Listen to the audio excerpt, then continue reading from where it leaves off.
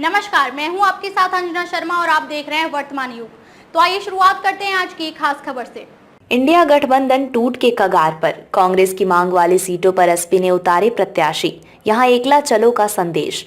उत्तर प्रदेश में इंडिया गठबंधन टूट के कगार पर पहुंच गया है। सपा ने कांग्रेस को जो 17 सीटें प्रस्तावित की थीं, उनमें से वाराणसी में अपना प्रत्याशी उतार दिया है, जबकि अमरोहा व बागपत में प्रभारी देकर एकला चलो के अपने इरादे साफ जाहिर कर दिए हैं। सूत्रों के मुताबिक दोनों के बीच सोमवार देर रात भी सीटों पर वार्ता हुई। कांग्रेस मुरादाबाद, बिजनौर और बलिया की सीट चाहती थी, लेकिन समाजवादी ये सीटें देने को तैयार नहीं है।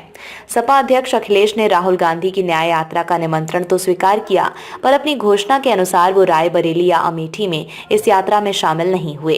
अखिलेश ने सोमवार को ही स्पष्ट कर दिया था कि सीटों का बंटवारा फाइनल होने से पहले वे इस यात्रा में शामिल नहीं होंगे। इसके साथ ही उन 17 सीटों की सूची भी कांग्रेस नेतृत्व को भेज दी गई थी, जो सीटें बकौल सपा कांग्रेस ने मांगी थी। सूत्रों का कहना है कि सपा नेतृत्व ने मंगलवार को बातचीत में शामिल दिल्ली के कांग्रेस नेताओं को ये संदेश भिजवा दिया कि सपा को जो सीटें देनी थी दे दी गई हैं। अब फैसला कांग्रेस का है कि गठबंधन करना है या नहीं। बताते हैं कि मंगलवार की शाम तक कांग्रेस की ओर से इसके सिवाय कोई जवाब नहीं आया कि हमारी बातचीत सपा व कांग्रेस जारी है। इसके बाद सपा ने अपनी 5 प्रत्याशियों की तीसरी सूची जारी की, जिसमें वाराणसी भी शामिल है। आमतौर पर सपा जिन नेताओं को लोकसभा क्षेत्र प्रभारी नामित करती है, उन्हें ही बाद में अपना प्रत्याशी घोषित कर देती है। अमरोहा व बागपत सीटें भी कांग्रेस के लिए प्रस्तावित की गई थीं, लेकिन सपा ने बागपत में अपने पूर्व जिलाध्यक्ष मनोज चौधरी को प्रभारी नामित कर दिया।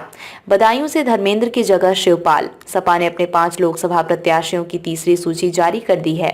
बदायूं से पूर्व सांसद धर्मेंद्र यादव की जगह पूर्व कैबिनेट मंत्री शिवपाल सिंह यादव को चुनाव मैदान में उतारा गया है। कांग्रेस को दी वाराणसी सीट पर भी सपा ने पूर्व मंत्री सुरेंद्र सिंह पटेल को टिकट दे दिया है। पूर्व सांसद सलीम शेरवानी के राष्ट्रीय महासचिव के पद से इस्तीफा देने के बाद सपा ने बदायूं में अपनी रणनीति को बदलते हुए अनुभवी नेता शिवपाल सिंह यादव को उम्मीदवार बनाया है। पहले यहां से धर्मेंद्र यादव को प्रत्याशी घोषित किया गया था। कैराना में पूर्व सांसद मुनव्वर हसन की बेटी इकरा हसन, बरेली से पूर्व सांसद प्रवीण सिंह ऐरन और हमीरपुर से अजेंद्र सिंह राजपूत को प्रत्याशी बनाया गया है। इस तरह से सपा के अब तक 31 प्रत्याशी घोषित हो चुके हैं। धर्मेंद्र को 2 सीटों का बनाया प्रभारी। सपा ने अखिलेश यादव के चचेरे भाई धर्मेंद्र यादव को कन्नौज और आजमगढ़ दोनों ही लोकसभा सीटों का प्रभारी बनाया गया है। सपा सूत्रों के मुताबिक इनमें से किसी एक सीट से अखिलेश यादव खुद चुनाव लड़ेंगे, दूसरी पर धर्मेंद्र यादव को उतारा जाएगा। मौर्य ने सपा और विधान परिषद की सदस्यता से दिया इस्तीफा। पूर्व कैबिनेट मंत्री स्वामी प्रसाद मौर्य ने मंगलवार को सपा और विधान परिषद की सदस्यता से इस्तीफा दे दिया। वे 22 फरवरी को दिल्ली में नई पार्टी का गठन करेंगे। उन्होंने इंडिया गठबंधन में ही बने रहने का ऐलान किया है। इस्तीफे के बाद प्रेस कॉन्फ्रेंस में उन्होंने सपा के साथ साथ भाजपा सरकार की नीतियों पर भी जमकर हमला बोला।